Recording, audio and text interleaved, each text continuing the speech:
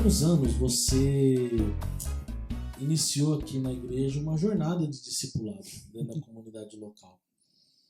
E dentro da sua experiência de discipular pessoas, você conseguiu enxergar benefícios e impactos?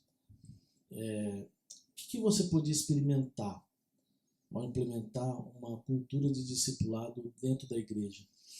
Daniel, eu acho que o foco, assim, dentro dessa questão do resultado, eu diria que não é nem necessariamente ter estado com a pessoa toda semana, de 15 em 15 dias e tal. Eu diria que não é nem essa a questão, mas é a questão do acesso para que a pessoa possa saber que, olha, a qualquer momento eu posso abrir o meu coração. Porque às vezes, né, a gente olha a pessoa, eu faço discipulado 1 vez por semana, 2 vezes por semana e etc. Beleza, está com a pessoa, não estou tirando mérito disso nunca, jamais. Agora, a questão é o quanto esta pessoa, esse discípulo, o quanto ele tem o coração aberto para mim como um discipulador. Sim. Sabe, aquela intimidade de você chegar e de fato colocar na mesa a sua luta, a sua dificuldade, muitas vezes o seu pecado. E porque às vezes a pessoa, eu participo do discipulado, mas ela não tem um discipulado, ela está junto. Então eu penso que a essência do discipulado, não estou tirando mérito de estar com a pessoa, mas a essência seria ter o coração da pessoa para você poder ajudá-la de fato. Por quê? Às vezes tem pessoas que você está discipulando há 1 mês, 2 meses, há 1 ano, mas ela nunca abriu o coração dela para você. Então esse discipulado, eu penso que ele vai ser de fato, né, efetivo quando você tem o coração da pessoa para ajudá-la.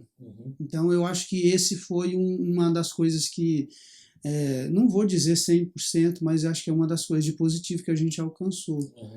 Muito embora, né, eu diria que não necessariamente com todos, porque aí a gente sempre fala assim, o discipulado vai depender do coração do que está sendo discipulado. Se você não abrir o coração, entendeu? Então, assim, eu vi muitos frutos dentro desse aspecto, de pessoas que de fato conseguia chegar, sentar na mesa e, olha, minha vida está assim e tal, etc. E aí a gente conseguir caminhar junto. Eu acho que essa é a essência.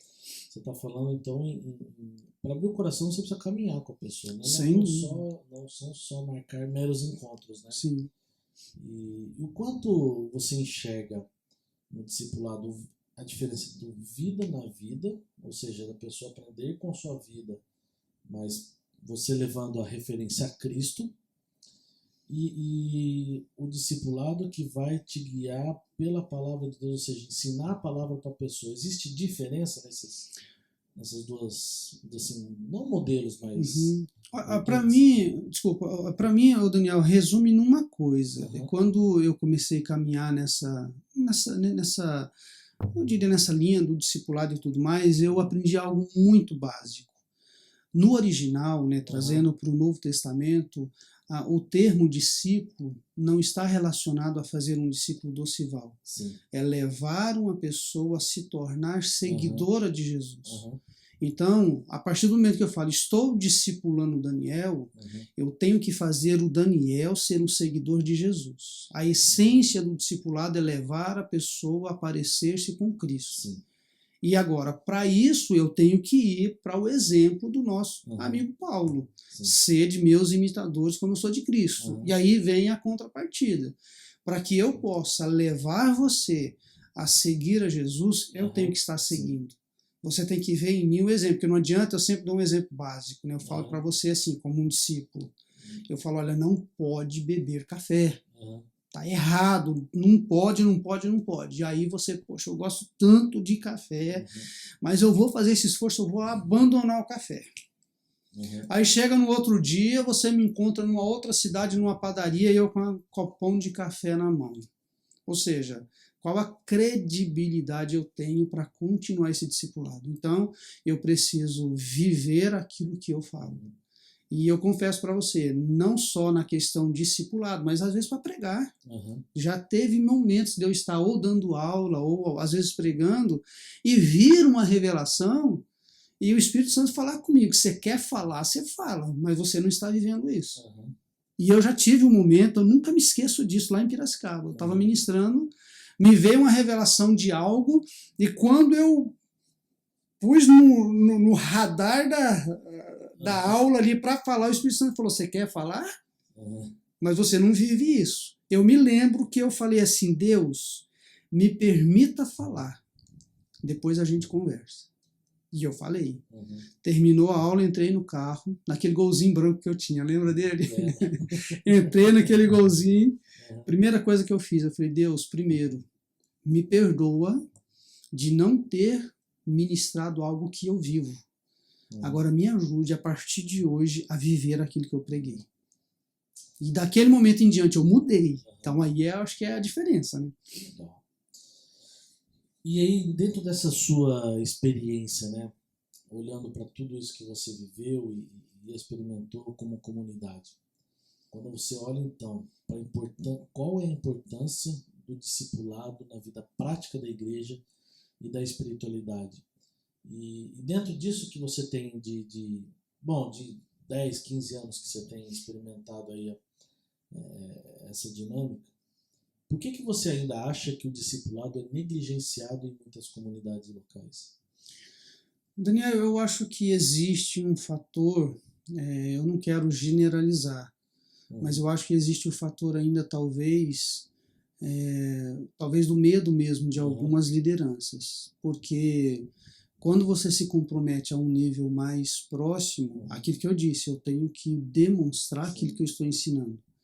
E não estou generalizando e creio piamente que existem homens e mulheres comprometidos com Deus, e também não estou me colocando aqui como acima, nada disso, mas eu creio que muitos talvez eles não querem esse comprometimento tão próximo, porque isso pode gerar, eu diria, pode gerar uma repulsa, um distanciamento, porque a partir do momento que eu me aproximo de você num discipulado, automaticamente a gente vai se entrelaçar na intimidade. Sim. E isso daí muitas pessoas não querem. Elas não querem esse nível de intimidade. E claro, falando da espiritualidade, do comprometimento, do chamado, tem pessoas que não querem. E aí eu me lembro que quando a gente começou um processo de discipulado aqui na igreja, teve pessoas que disseram pra gente, eu não quero. E a gente respeitou. Ponto final. E estão na igreja até hoje. Entendeu? Então, assim, eu penso que de pessoa para pessoa, aí também vem um pouco, Daniel, eu penso, né, a característica do chamado. Porque às vezes a pessoa, ela está como pastor, mas ela não é pastor. Ela é um evangelista. Então, o evangelista ele não tem tempo para discipulado. Então, não é característica dele. Então, pode estar negligenciando, não porque quer, mas é a característica da pessoa do chamado. Dá trabalho discipular? Dá. E eu penso que o trabalho é assim, né? Você tem, ao mesmo tempo que dá trabalho, é muito gratificante com pessoas, né? Quando você vê os resultados. Quando você vê as pessoas, elas caminhando naquilo que você ajudou ela a caminhar, caminhando naquilo que você propôs, claro, dentro da palavra de Deus é prazeroso. Mas também tem aqueles casos que você fala 1, 2, 10, 15. Eu já cheguei ao ponto de chegar para pessoas e falar assim, olha, diante de Deus, eu não sei mais o que fazer. Eu não sei mais o que fazer. E aí volta aquela questão, né? Não depende só do discipulador. Eu gosto muito de uma pergunta que se fazem, né? Quem foi que discipulou Judas? A culpa estava em quem? No discipulador ou no discípulo? Então aí é uma pergunta emblemática, né? Mas assim, você comentou, né, da pessoa que não quis ser discipulada e continua na igreja. De certa forma, ela não consegue rejeitar um discipulado da comunidade como um todo. Sim.